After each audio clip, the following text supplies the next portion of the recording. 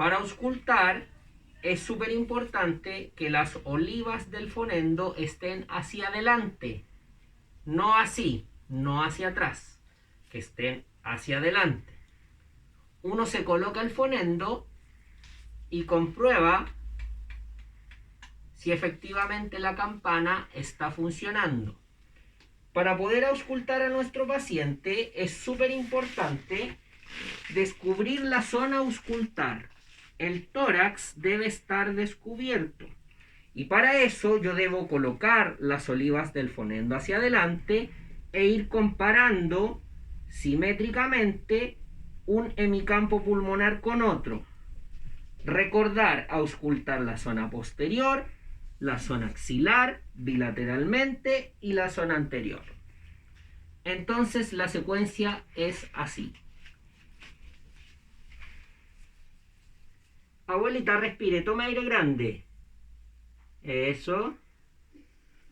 Tome aire grande. Eso. Siga. Eso.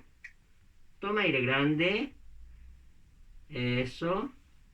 Tome aire grande. Eso. Tome aire grande.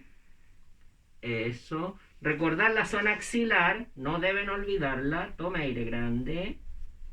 Eso. Tome aire grande. Eso. Tome aire grande. Eso. Tome aire grande.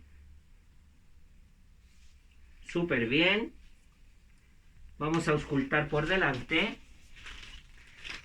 Tome aire grande. Eso. Tome aire grande. Eso. Tome aire grande. Tome aire grande.